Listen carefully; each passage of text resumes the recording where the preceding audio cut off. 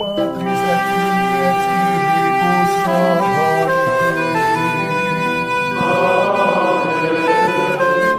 Dominus vobiscum.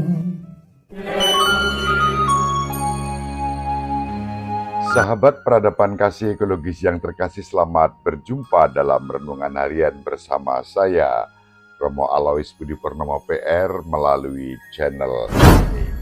Semoga panjenengan selalu sehat, tetap semangat tanpa sambat, dan selalu bahagia kebahagiaan yang bersumber dari Tuhan Allah kita. Mari kita awali perjumpaan kita dengan bersatu di dalam doa. Allah Bapa yang Maha Pengasih dan Penyayang, kami bersyukur atas pemeliharaan-Mu terhadap kami. Berilah kami kebijaksanaan agar mampu menjadikan Engkau sebagai satu-satunya harta kami yang paling berharga. Dalam Yesus Kristus Putra-Mu Tuhan dan pengantara kami yang hidup dan berkuasa bersama Dikau, dalam persatuan Roh Kudus, Allah yang Maha Esa sepanjang segala masa. Amin. Sahabat peradaban kasih ekologis yang terkasih, mari kita baca Injil pada hari ini. Injil Matius bab 6 ayat 19-23. Dalam khotbah di bukit berkatalah Yesus, "Janganlah kalian mengumpulkan harta di bumi, ngengat dan karat akan merusakkannya, dan pencuri akan membongkar serta mencurinya. Tetapi kumpulkanlah bagimu harta di surga.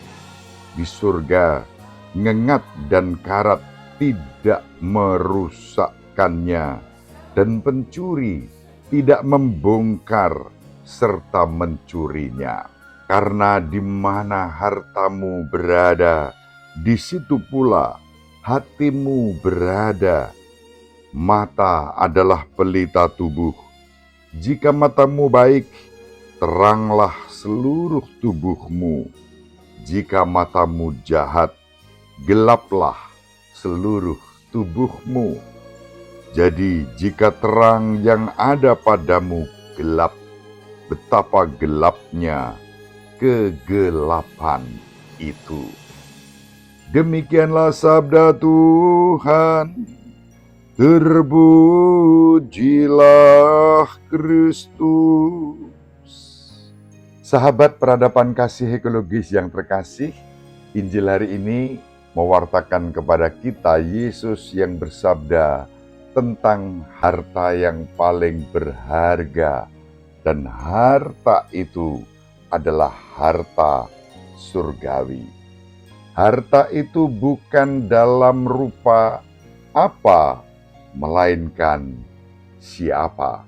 Harta itu bukan berupa barang dan benda duniawi, melainkan Allah yang menjadi sumber seluruh kehidupan dan kebahagiaan kita.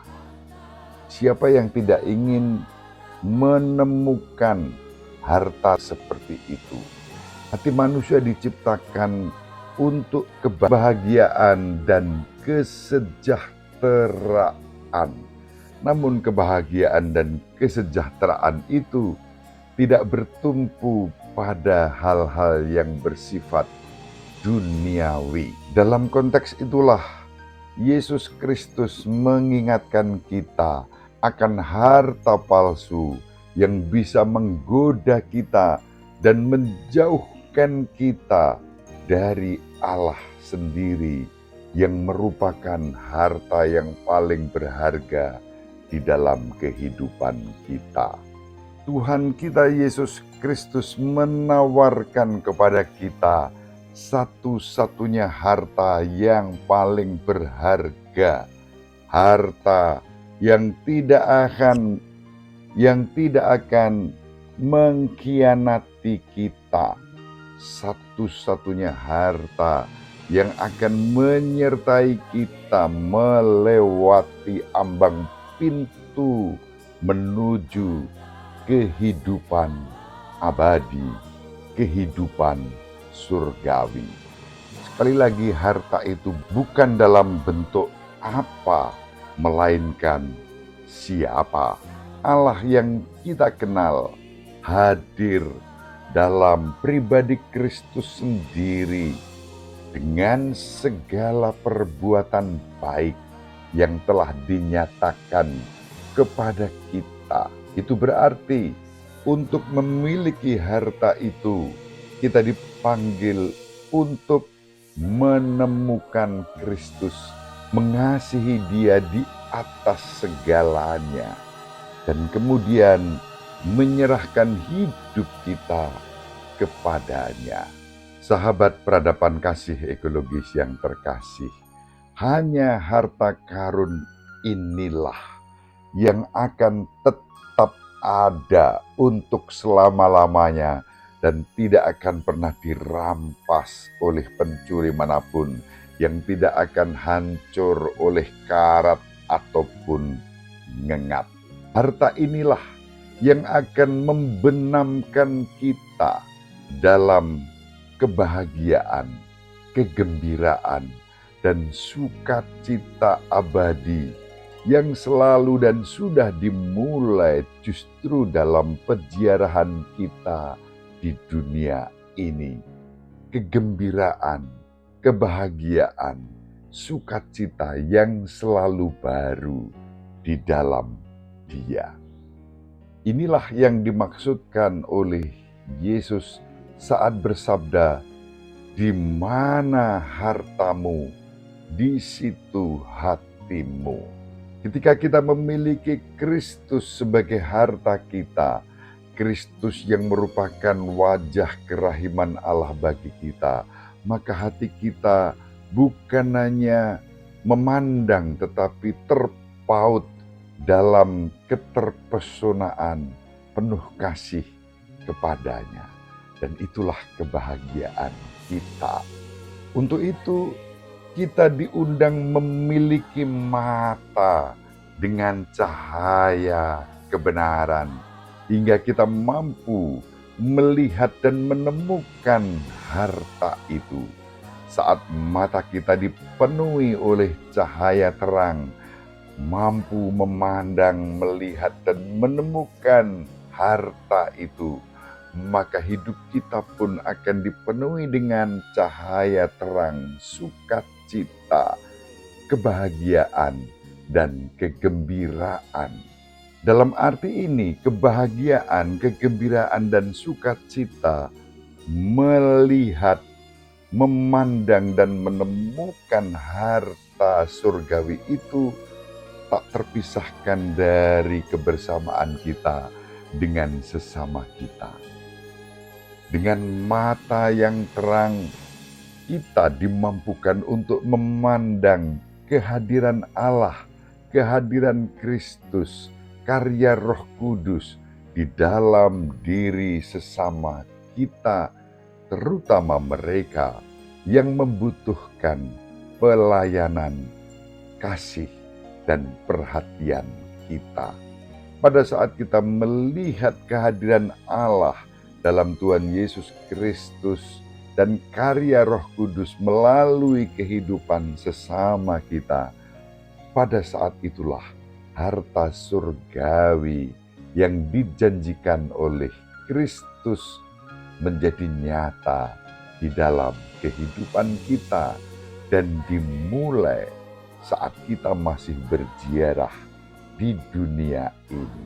Pada saat yang sama kita bisa merasakan karya kasih Allah Bapa yang memelihara dan menyelenggarakan kehidupan kita melalui Yesus Kristus Putranya dan penyertaan Roh Kudus yang selalu dilimpahkan kepada kita. Pada saat itulah hidup kita, tubuh kita akan dilimpahi dengan cahaya terang dan bukan kegelapan. Mari kita saling mendoakan agar kita diberi rahmat untuk mampu melihat dengan mata yang terang benderang harta surgawi yang dianugerahkan kepada kita dalam diri Allah Bapa kita dalam Yesus Kristus wajah kerahimannya, dan dalam Roh Kudus yang selalu berkarya di dalam hidup kita, juga di dalam kebersamaan kita dengan saudari-saudara kita yang membutuhkan karya pelayanan kita. Ibu Maria selalu mendoakan kita, Bapak Yosef merestui kita dengan keheningannya. Semoga panjenengan semua sahabat peradaban kasih ekologis yang terkasih bersama seluruh anggota keluarga dimanapun berada, dibimbing, dilindungi, dan diberkati oleh Allah yang Maha Kuasa, Bapa dan Putra dan Roh Kudus. Amin. Terima kasih, salam sehat, tetap semangat, tanpa sambat, selalu bahagia, kebahagiaan yang bersumber dari Tuhan Allah kita. Salve, shalom, salam sejahtera, berkah dalam. Sahabat peradaban kasih yang terkasih, sampai jumpa pada episode berikutnya. Terima kasih atas kebersamaan kita. Salam peradaban kasih ekologis, berkah dalam.